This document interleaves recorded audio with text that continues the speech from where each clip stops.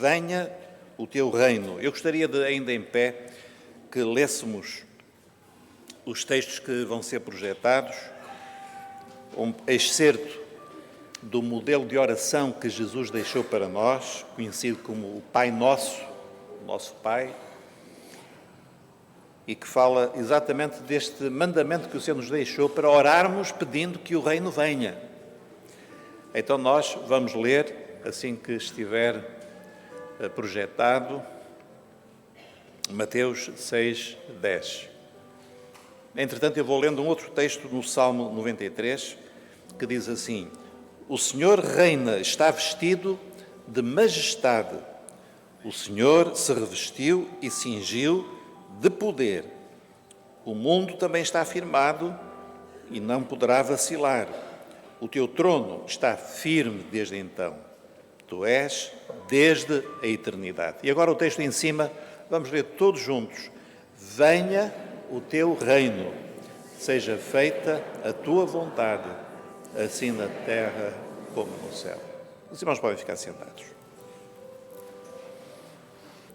Quando nós falamos de reino, podemos entendê-lo em duas dimensões. A primeira é o reino eterno, a seguir. O reino eterno, neste sentido que o Senhor é rei, é soberano, sempre foi, é e sempre será. Ele é o Criador de todas as coisas. Ele é aquele que determina todas as coisas. Eu li há pouco tempo que um irmão nosso estava a dialogar com um descrente, e esse descrente contestava algumas coisas que Deus fazia, como é que Deus dirigia, porque é que a lei de Deus era assim, porque é que Deus determinava assim. E o nosso irmão respondeu-lhe com muita sabedoria: quando tu tiveres o teu universo, também podes ditar as leis que quiseres. Não é verdade? Então, as pessoas querem discutir com Deus, mas o universo é dele. É ele quem determina todas as coisas, não somos nós. Se alguém não concorda, arranja um universo para si. É capaz de criar um universo para si. Então, irmãos, nós temos este reino eterno neste sentido de uma soberania perene de Deus sobre todas as coisas.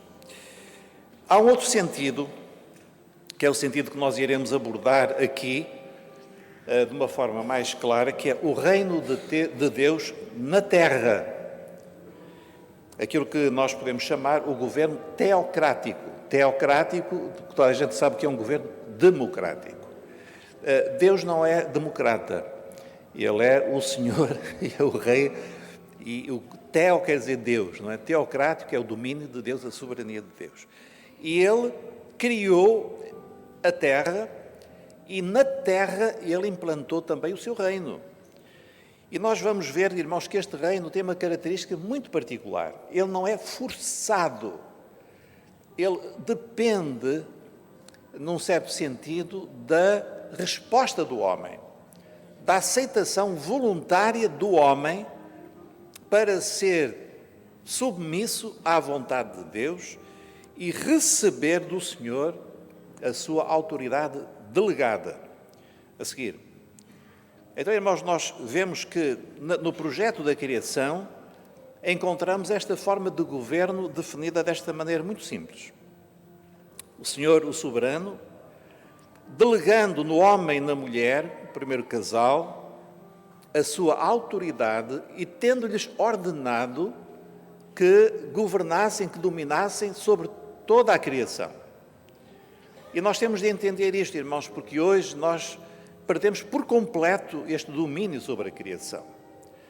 Se os irmãos virem um leão, não lhe deem ordens, porque ele, não sei, se ele tiver apetite, o melhor é o irmão preparar-se para correr a maratona, não é?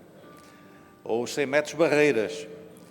Então, mas houve um tempo em que o homem dominava a criação, de tal maneira que Adão recebeu autoridade para nomear, para dar nome aos seres que existiam, o que mostrava que ele tinha autoridade para, ao designar, ele estava a mostrar a sua autoridade sobre tudo aquilo que tinha sido criado. É um tempo que nós não temos muita descrição na Bíblia, apenas podemos imaginar. Mas houve então este plano do Senhor, que nós lemos aqui descrito neste versículo 18 do capítulo 1. Deus lhes disse: frutificai, multiplicai-vos, enchei a terra, e depois reparem, sujeitai-a e dominai, quer dizer, exercei autoridade sobre os peixes do mar, sobre as aves dos céus, sobre todo o animal que se move sobre a terra. Então, foi esta a autoridade que Deus deu a Adão e a Eva. Então, naquele tempo, ser pescador era bem mais fácil que hoje, não é? Hoje, se nós queremos apanhar um peixe, temos que ficar ali, às vezes, horas a fio. Eu admiro muitos pescadores, não os entendo, mas admiro-os. Ficam ali, não é? Tempos sem fim, a ver se vem um peixinho, e ficam todos felizes, apanham assim uma coisinha. No tempo de Adão e Eva não era assim, eles dominavam, eles ordenavam. Então, meus irmãos, nós sabemos que alguma coisa trágica aconteceu para estragar este plano perfeito de Deus. E Deus disse que tudo era bom e era muito bom. E o que aconteceu não começou aqui na terra, começou nos lugares celestiais, e nós lemos esse momento de uma rebelião cósmica contra Deus. A seguir, é a rebelião de Lúcifer. Lúcifer, um anjo criado, não criador, um anjo criado, uma criatura de Deus, que é descrita na Bíblia, não com muito detalhe, mas o suficiente para nós entendermos, sobretudo, a origem do seu projeto completamente louco, que se pode resumir no seguinte: o desejo deste anjo criado era ser igual a Deus, imaginem. Então nós lemos assim: como caíste desde o céu, ó Lúcifer, filho da alva, e tu dizias no teu coração: eu subirei ao céu, acima das estrelas de Deus, exaltarei o meu trono. Então o projeto de Lúcifer, também depois chamado Satanás ou Diabo, era ter um trono, isto é, ter o seu reino. Então os irmãos começam aqui a ver que emerge um outro projeto de um outro reino, dizendo: subirei sobre as alturas das nuvens e serei semelhante ao Altíssimo. E aqui, irmãos, aconteceu esta tragédia que é a rebelião deste anjo criado. E, malogradamente, esta rebelião caiu sobre a terra. A seguir, nós sabemos que, sob a forma de uma serpente, Lúcifer, ele apresenta-se ao primeiro casal e, com aqueles sofismas que nós já conhecemos, será que Deus falou? Olha que se calhar Deus não é tão bom como vocês pensam. Não, se comerem da árvore, nada vos vai acontecer. Então, toda essa linguagem da serpente enganou o primeiro casal. E nós sabemos que, ao enganar o primeiro casal, tornou-se participante, consciente ou não, do reino das trevas. Isto é, eles tomaram o lugar dos rebeldes. Eles tomaram o partido do rebelde contra Deus. E assim veio a grande tragédia que afeta a humanidade até hoje, que é o pecado. E ao cair na tentação, ao cair no pecado, aconteceu algo pior, é que a autoridade que Deus tinha dado a Adão e a Eva foi transferida, foi usurpada, foi roubada por Satanás. E por isso Satanás tornou-se o príncipe deste mundo. Então reparem, irmãos, que a criação perfeita, boa, que Deus tinha dado a Adão e Eva para cuidarem, em nome dele, submissos a ele, essa criação, o planeta Terra, tornou-se agora propriedade.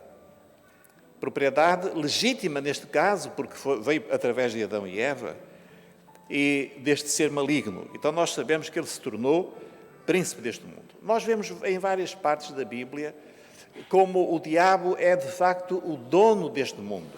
Mas há um texto em especial que é quando Jesus é tentado e numa das suas 3 tentações narradas em Lucas 4, o inimigo fala com Jesus e diz assim: dar-te-ei a ti todo este poder e a sua glória, E Satanás mostrou a Jesus, num relance, todo o mundo, os seus reinos, a sua glória.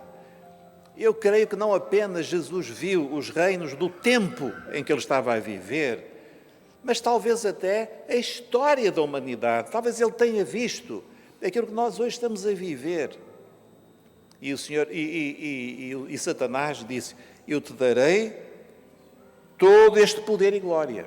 E depois acrescentou: porquê? Porquê é que o diabo podia dar a Jesus?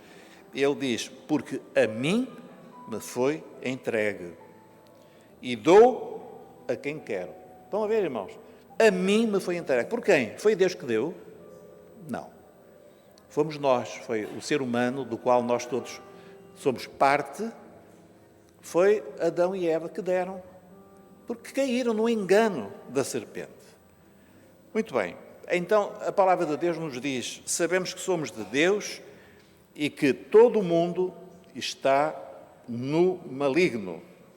Então, o mundo todo está no maligno. Os irmãos têm de entender, eu sei que todos sabem isto, nós vivemos num mundo que, em última análise, está a ser influenciado de maneira direta, indireta, mas está a ser influenciado pelo maligno.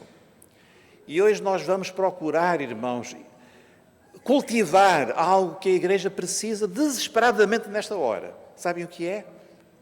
Discernimento espiritual. O discernimento é nós olharmos e vermos aquilo que é das trevas, aquilo que vem para nos enganar e aquilo que é de Deus, que vem para nos trazer vida. Nós precisamos de abrir os olhos e ver e entender. Porque muitas vezes há irmãos que são crentes, crentes bons, crentes fiéis, mas que não entendem e por isso são facilmente enganados. E nós que vivemos no meio deste conflito, nós não queremos ter nas nossas igrejas vítimas. Nós queremos ter vencedores. E para tal é preciso nós termos este discernimento. Por isso, irmãos, nós lemos na Bíblia a seguir os títulos que a palavra de Deus nos revela sobre Satanás. E hoje nós não queremos falar sobre ele, porque nós não estamos aqui para falar sobre ele, estamos aqui para falar sobre aquele que o venceu e que é o nosso Rei, o nosso Salvador.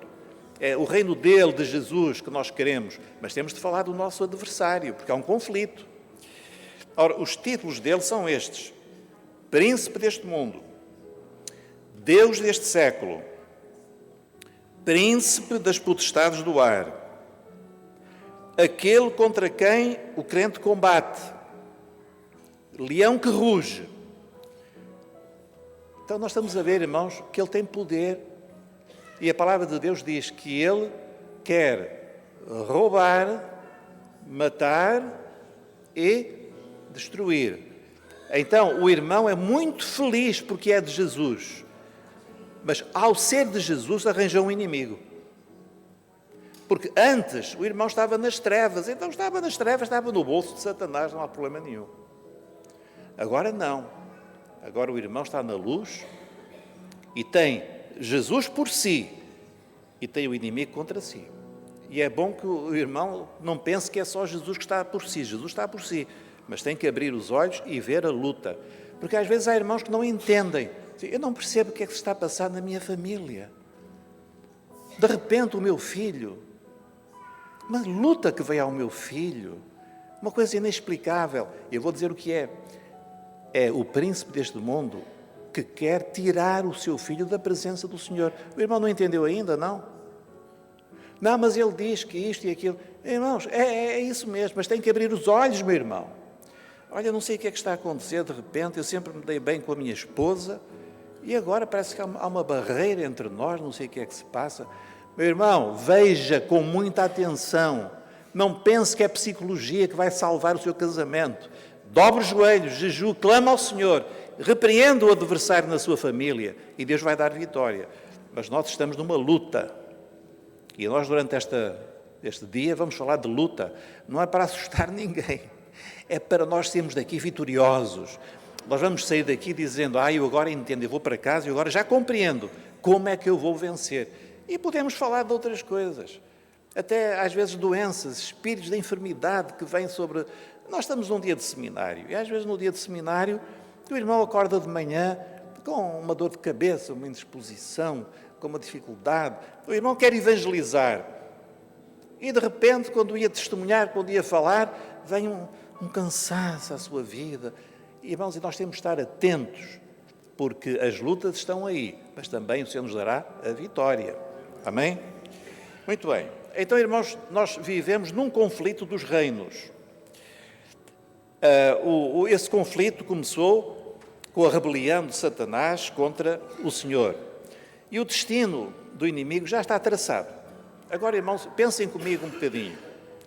Será que o Senhor, quando Lúcifer se levantou contra ele, será que o Senhor não podia ter feito assim e destruído imediatamente o rebelde? Os irmãos vão responder, sim ou não? Sim? Alguns não responderam. É o café que ainda não chegou. Meus irmãos, se Deus quisesse destruir todo o mal, nem demorava tanto como o meu estalido. Porquê é que Ele não o fez? Porque Ele tem um plano muito melhor, muito mais sábio. E eu pergunto, Deus vai vencer o mal e o maligno, sim ou não? Agora ouvi. Aliás, Ele já venceu. Vai aniquilar as trevas? Sim. Agora, vai ser à força, à violência? Ele podia ter feito isso. Vai ser de uma forma arbitrária? Não, irmãos, ele vai se revelar de uma maneira... O inimigo não sabe, mas o inimigo, que pensa que é muito esperto, é uma marionete nas mãos de Deus. Deus está com ele na mão. Ele está a fazer, ele pensa que está a fazer uma grande obra, mas vai redundar em glória para Deus. No final de tudo, o que é que Deus está a mostrar? Irmãos, Ele está a mostrar quem Ele é. Perante os anjos que não conhecem bem, ou que não o conheciam bem, Ele está a mostrar que, além de ser um Deus de poder absoluto, de sabedoria absoluta, Ele é um Deus de amor e de misericórdia. É um Deus de paciência. E é por isso que os anjos olham para a igreja, que somos nós. Eu peço desculpa o que vou dizer. Este monte de pecadores miseráveis que somos nós. E os anjos dizem assim, como é que Deus ama este pessoalzinho? Como é que Deus ama esta gentinha? E ficam admirados. E depois Jesus nasce, morre, e os anjos dizem assim, não acredito que o glorioso Filho de Deus está ali na cruz, nem posso olhar. E no meio deste processo, nós, esta gentinha, nós estamos a ser remidos, transformados, e estamos a aceitar o reino voluntariamente. Chama-se isso a fé.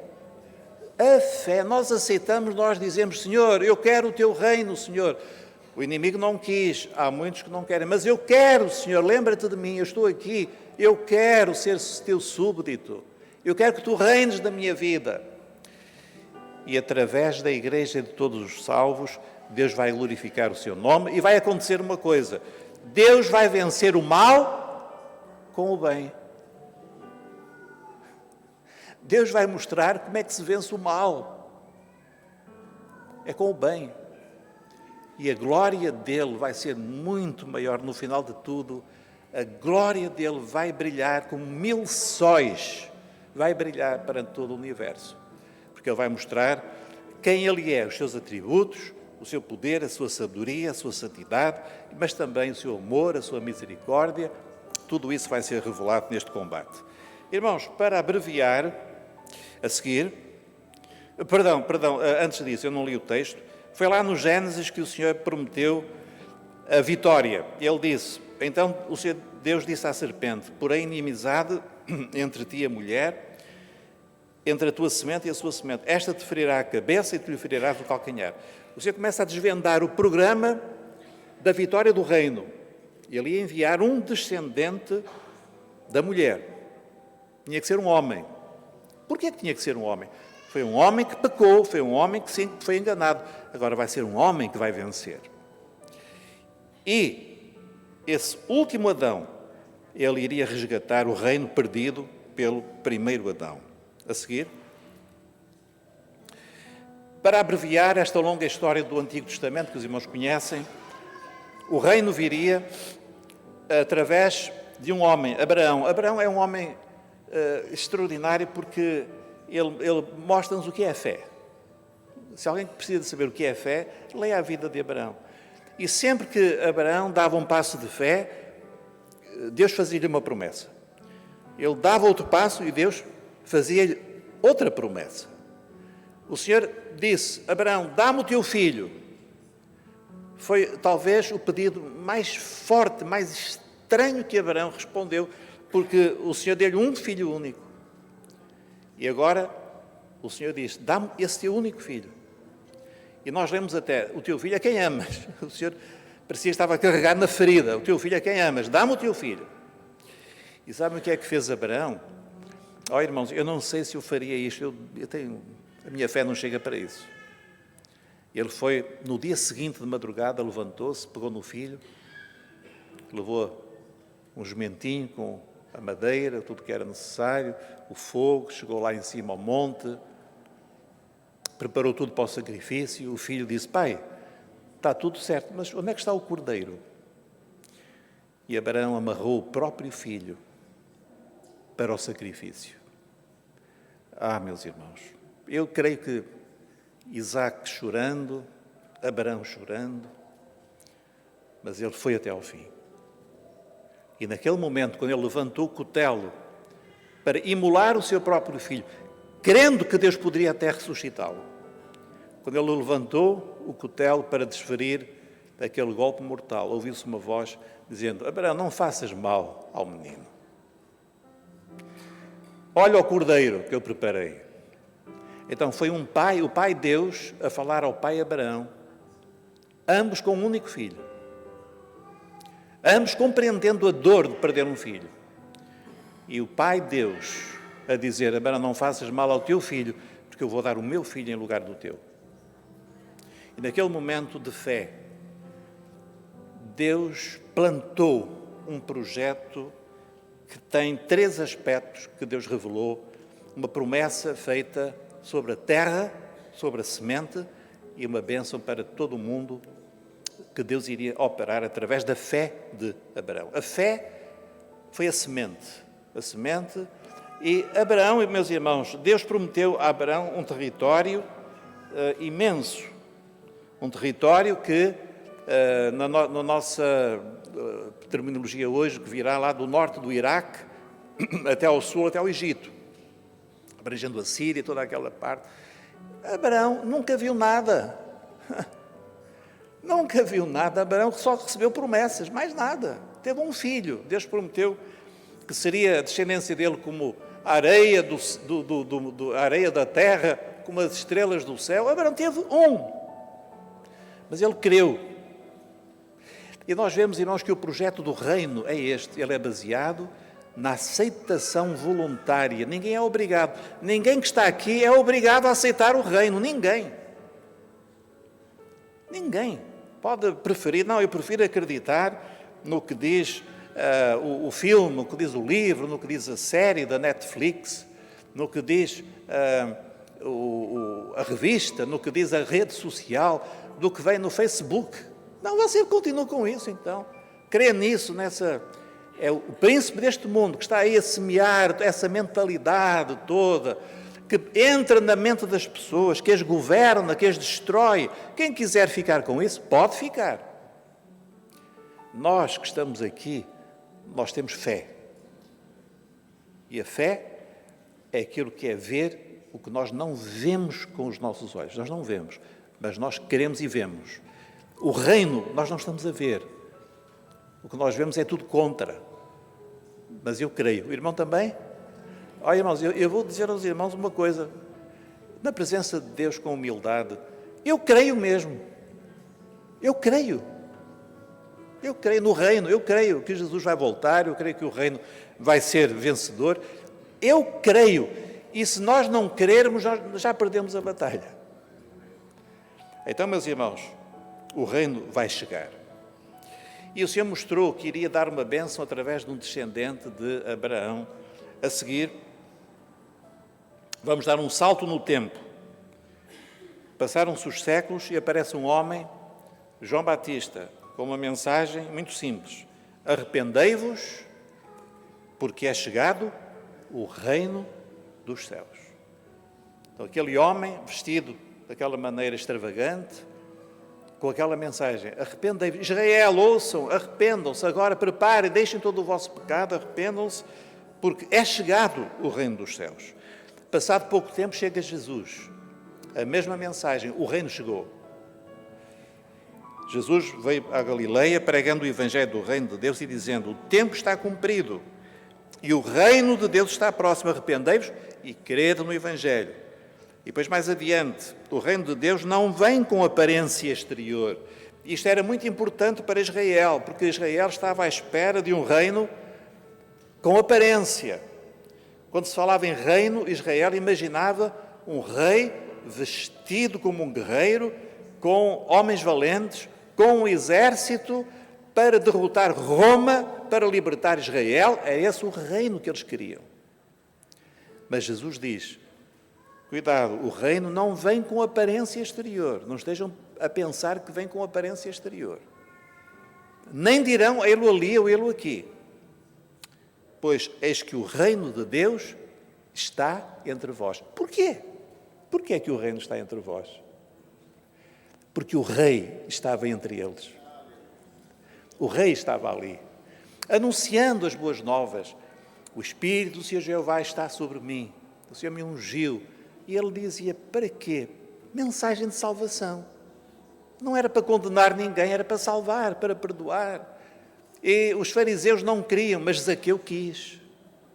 Os leprosos quiseram.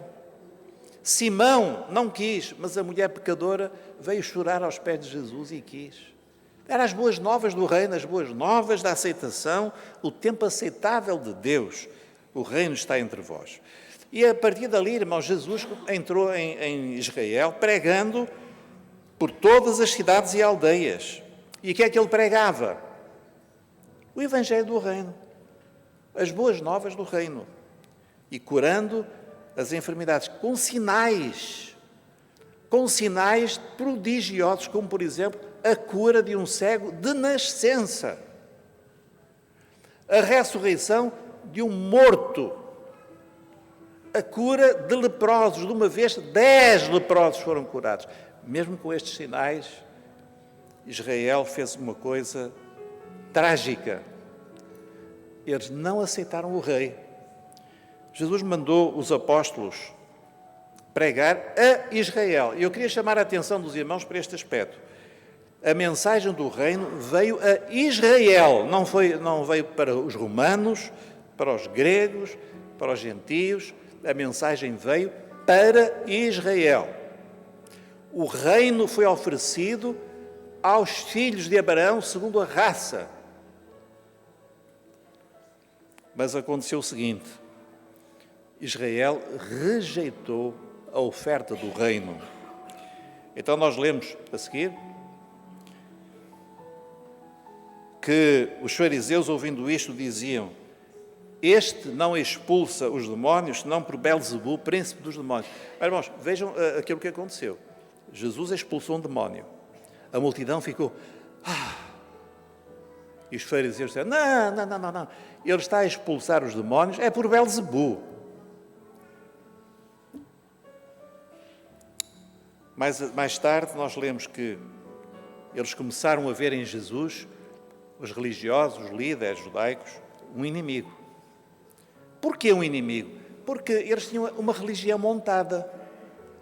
Tudo certinho. Tinham uma lei, tinham os rituais, tinham o templo, tinham um negócio montado também lá. Estava tudo tão bom, porque a religião é isto. A religião, ela constrói uma coisa em nome de Deus, mas põe Deus fora. E não quer nada, porque se Jesus se manifestar à religião, vai atrapalhar a religião. Então, Jesus veio atrapalhar a vida da religião, como hoje também. Hoje, os servos do Senhor que pregam o Evangelho não são muito populares, pois não, irmãos? Nós não somos muito populares. Porquê? Porque vem-nos estragar tudo, está tudo tão certinho. Olha, a religião diz, se fores,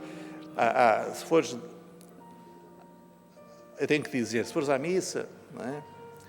Se confessares os teus pecados, depois podes voltar a pecar, mas de vez em quando tens que confessar. É como o marido que diz à mulher, mulher, eu traí-te, então, e vens jantar hoje. Não, então porquê? Não, porque eu vou outra vez estar com a outra. Mas olha, desta vez estou a perdoar, então amanhã te peço-te perdão outra vez. Irmão, isso é uma brincadeira. Brincar com as coisas de Deus. Mas a religião tem tudo montado.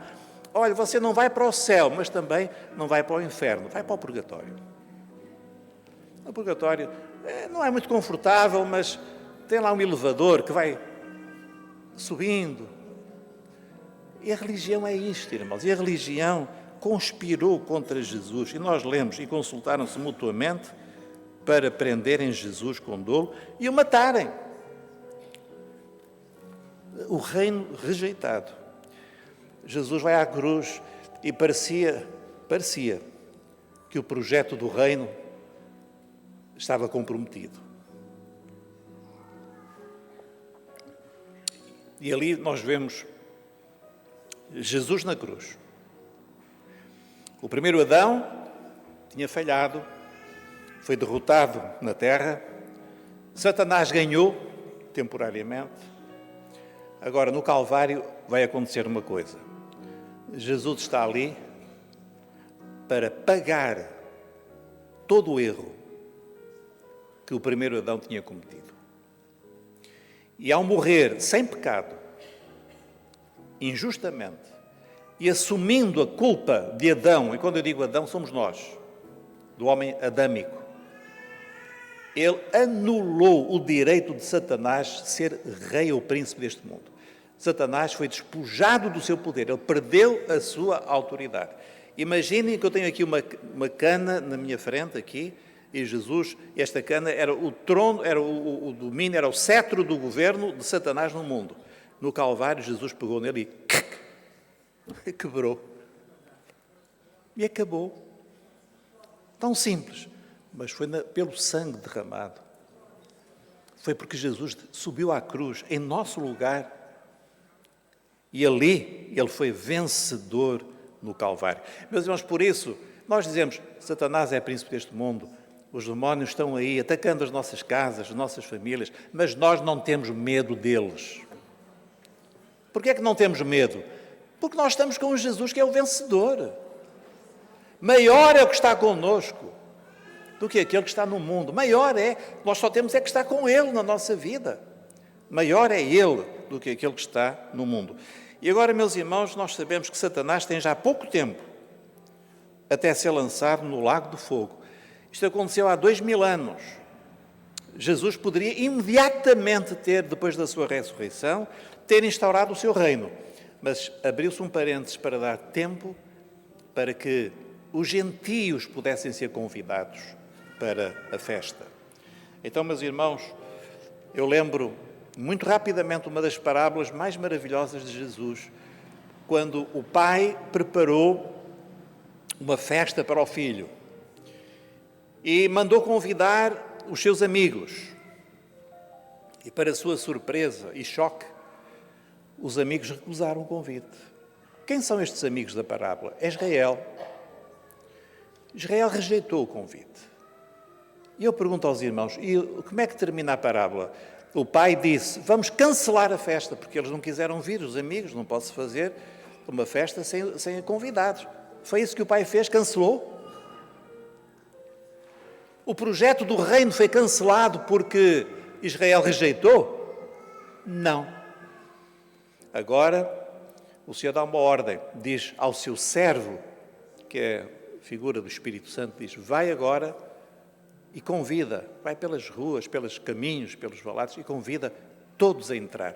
Os gentios, os gregos, os romanos, os portugueses, os irlandeses, até os brasileiros. Convida todos a entrar, todos. E eles foram e trouxeram. A igreja, é o tempo da igreja. A igreja, ela é constituída por estes que vêm de todo o mundo.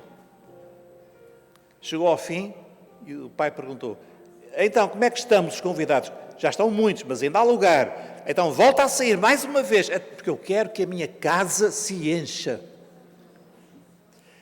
Chama-se isto a plenitude dos gentios. Plenitude dos gentios é até que o número dos salvos dos gentios se complete. É quando a igreja termina a sua história. Quando é que vai terminar a igreja? Quando é que Jesus vai voltar? Só Deus sabe. Mas há uma coisa que nós sabemos. Quando atingir a plenitude dos convidados para a festa. A casa está cheia, então agora podemos começar a festa. Os irmãos entendem? Quem sabe se o último convidado para a festa não está aqui a morar perto de nós e nós temos que lhe falar de Jesus. Oh, homem, depressa, tu és o último, tens de converter rapidamente. Mas, pastor, como é que eu vou saber? Não, ninguém sabe, por isso é que temos de falar a todos. Não é? Temos de falar, convidar a todos. E agora, meus irmãos, o que acontece é o seguinte, eu estou quase a terminar. É que o projeto do inicial de Deus é restaurado a seguir. Então agora nós temos Deus soberano, o homem Deus, que é Cristo, o último Adão, que agora ele sim vai dominar, como era o projeto inicial de Deus, sobre a terra. E não apenas sobre a terra, mas também sobre os céus e sobre tudo o que existe. Toda a autoridade me foi dada, no céu e na terra. E depois nós lemos em Coríntios, depois virá o fim. Quando? Quando é que virá o fim?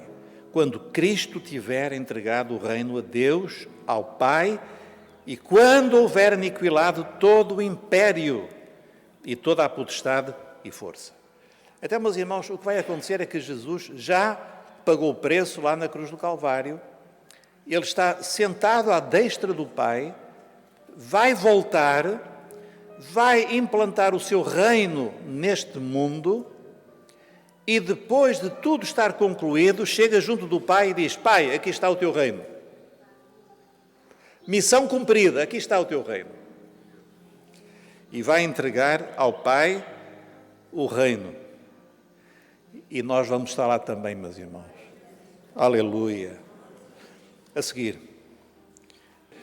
a passagem do reino de Israel a outro povo. Atenção, a igreja não vai substituir Israel. A igreja vai receber o que Israel rejeitou, mas que Israel voltará a aceitar no final dos tempos. Depois daquele tempo, o pastor Tom já falou da tribulação. Mas agora, qual é a nossa missão? Qual é a missão da igreja? Como é que nós podemos participar do reino? O princípio básico é este. Os discípulos, lá em Atos 1, perguntaram a Jesus: Senhor, chegou o tempo porque tu vais restaurar agora o reino? E Jesus disse: não vos compete saber os tempos, as estações, Cronos e Kairos, os tempos e as estações. Não vos compete a vós. Mas o que vos compete fazer é o seguinte: ide, fazei discípulos de todas as nações, batizando-os em nome do Pai, do Filho e do Espírito Santo. O irmão quer participar do reino, faça isto. Faça o ide. Ir, falar de Jesus. Irmãos, e às vezes eu vejo irmãos que são ótimos irmãos, oram muito, oram de manhã, oram à tarde, oram à noite, não falam de Jesus a ninguém. Irmãos que cantam maravilhosamente, não falam de Jesus. Homens obreiros, zelosos, não falam de Jesus. E eu fico a pensar, meu Deus, qual é o problema? Será que a GNR vem nos prender se nós falarmos de Jesus? No tempo de Paulo podiam ser presos. E hoje? Irmãs tão boas, tão zelosas, e não falam de Jesus. Irmãos, mas o mandamento que Jesus nos deixou é este. Se nós queremos participar ativamente do reino, nós temos de vencer essa vergonha, ou seja lá o que for, ou timidez, que não é outra coisa que um laço que o inimigo coloca para nos prender. Ele não quer que nós falemos, ele quer nos desviar a atenção. Ele quer nos centrar noutras atividades. Mas a grande atividade da Igreja é esta, é fazer discípulos em todas as nações. É difícil de entender. É muito claro o mandamento do Senhor. Então, meus irmãos, é este o projeto do Senhor para a nossa vida. E nós ficamos por aqui. Eu, irmãos, eu quando falo destas coisas, o meu coração começa a bater com muita alegria, não é? Porque a gente só vê desgraças à nossa volta. E hoje, este dia, é um dia em que o Senhor nos quer encorajar. E quer nos encorajar aumentando a nossa fé, para nós não ficarmos presos. Ai, pastor, o Covid, e agora vem a guerra da Ucrânia, e agora vem a inflação, o que é que vai ser de nós? Então o Senhor quer que no meio de tudo isto, nós possamos ver como Abraão, como Moisés que viu o invisível, são os olhos da fé. E a fé vê o reino, e nós podemos dizer, vai ficar pior antes que fique muito melhor. Vai ficar pior, mas depois vai ficar perfeito. E os nossos olhos têm de estar fixados no reino e temos que dizer, venha o teu reino. Por isso é que Jesus mandou orar, venha o teu reino. Senhor, não demores, venha o teu reino. Vamos ficar de pé e vamos louvar o Senhor.